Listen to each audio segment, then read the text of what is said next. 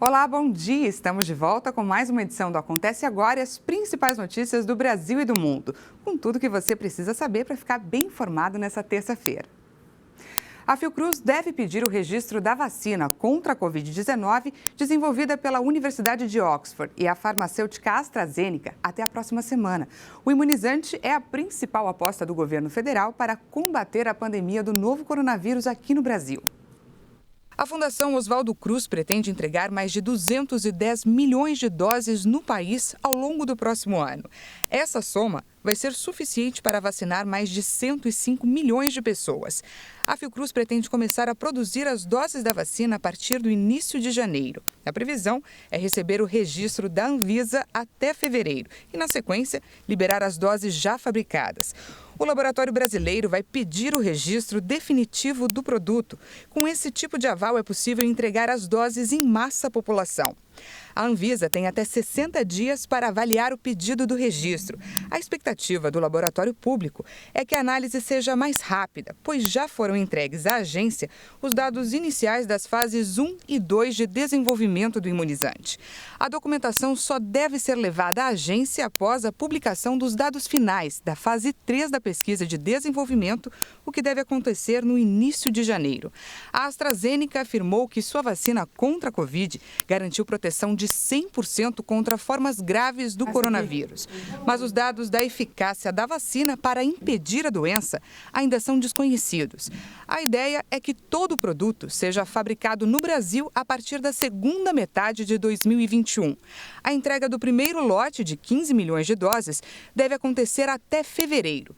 No primeiro semestre, a expectativa é fabricar 100 milhões de doses. No segundo semestre, mais de 110 milhões, com produção totalmente nacional. E vamos aos números do coronavírus. Segundo o Ministério da Saúde, o Brasil passou dos 7,5 milhões de casos registrados de Covid. Já são mais de 191.500 mortes.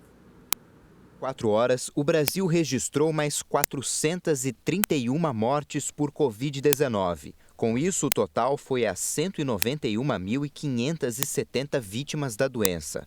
Também foram confirmados de um dia para o outro mais 20.548 novos diagnósticos. O total de casos foi a 7.504.000 desde o início da pandemia. A média móvel de mortes em 7 dias no Brasil chegou a 608 óbitos por dia. O número da variação continua acima das 500 mortes. Já a média de casos confirmados no período é de 34.224. E na verificação por estados, por enquanto a situação parece estar um pouco melhor. Mas isso pode ser um reflexo da subnotificação dos dados. Nesse momento, 8 estados continuam registrando alta: Acre, Alagoas, Amazonas, Goiás, Mato Grosso do Sul, Pará, Rondônia e Sergipe. Outros 11 estão em estabilidade, ou seja, onde o número de mortes não caiu nem subiu muito. Amapá, Bahia, Espírito Santo, Maranhão, Mato Grosso, Minas Gerais, Paraíba, Paraná, Pernambuco, Piauí e Rio Grande do Norte. Em queda aparecem 8 unidades da federação: Ceará, Distrito Federal, Rio de Janeiro, Rio Grande do Sul, Roraima, Santa Catarina, São Paulo e Tocantins. E agora vamos conferir a situação da pandemia no mundo. Segundo o levantamento da Universidade Johns Hopkins, 81.343.000 pessoas já foram contaminadas pelo coronavírus.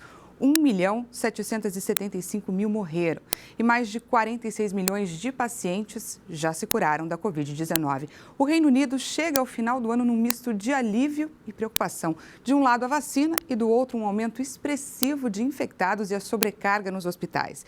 Diante de mais um recorde de 41 mil novos casos em 24 horas, os brasileiros encontram dificuldades para retornar ao país. E um projeto aprovado pela Câmara dos Deputados vai facilitar a vida de pessoas que precisam ir ao supermercado, mas têm dificuldade de locomoção.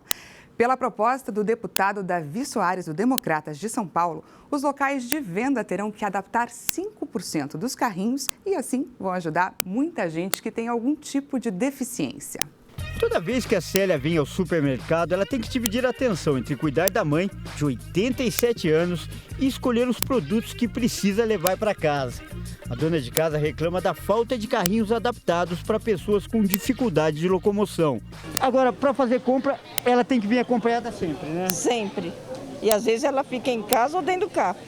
E a senhora vem fazer a compra? E eu que faço. E a dificuldade da senhora empurrar o carrinho, escolher as coisas e ainda cuidar dela, como é que é? É difícil. É difícil. Às vezes eu preciso ficar só de olho, né? Que ela já caiu dentro do mercado. Um problema que a dona Maria Barbosa também enfrenta toda vez que vai ao supermercado. Ela ia só comprar algumas coisinhas e acabou saindo com o carrinho cheio. E se não fosse a ajuda da filha, não conseguiria levar tudo para casa. Meu neto me ajuda ali, quando está muito pesado eu pego um táxi, né? Eu moro ali pertinho, né? Precisa da ajuda dos filhos e dos netos. É. E você vem sempre com a sua mãe ajudar ela? Venho sempre. Quase toda semana. Quase todo dia, na verdade, né?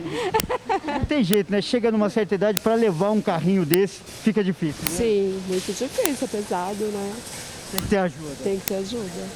E por causa de histórias como essas, a Câmara dos Deputados aprovou um projeto de lei que obriga os mercados de grande porte a terem pelo menos 5% de carrinhos adaptados para deficientes e pessoas com dificuldade de locomoção. Os modelos podem ser de vários tipos, como mostram as fotos. Os mais sofisticados são os motorizados. E ainda será obrigatória a presença de um profissional para auxiliar os clientes. O projeto é de autoria do deputado Davi Soares. O projeto 4544 estabelece que mercados, hipermercados e congêneres venham prover, dentro dos carrinhos, as pessoas fazerem compras, alguns adaptados à população com deficiência.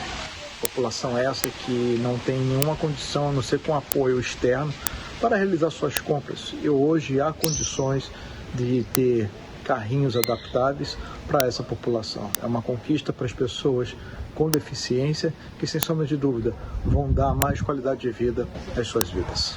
E para muita gente essa medida vai ser de fato uma mão na roda. Isso porque, de acordo com dados do IBGE, 6,7% da população dizem ter algum tipo de deficiência ou dificuldade de locomoção.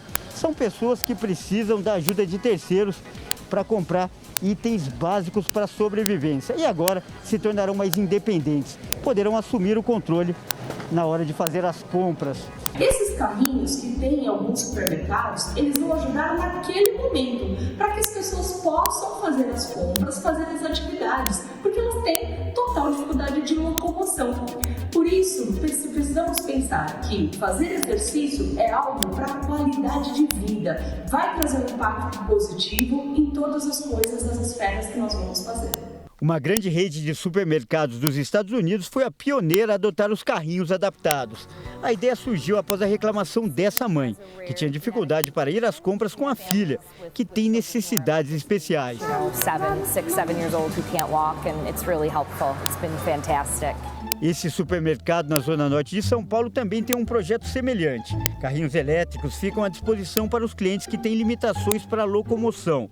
Com passos curtos e vagarosos, o seu José Batista, 75 anos, percorre os corredores do local. Ele ainda não conhecia o carrinho adaptado e, a convite de nossa reportagem, resolveu experimentar.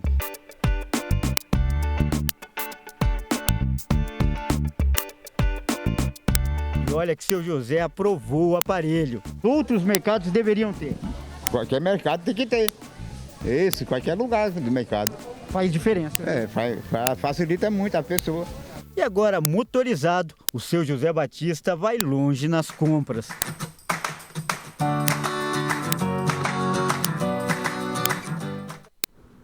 Só por esse teste rápido do senhor José, a gente percebe a importância de um projeto como esse. Essa edição fica por aqui. Muito obrigada pela companhia. A gente se encontra amanhã na edição das 10 horas. Eu te espero e até mais.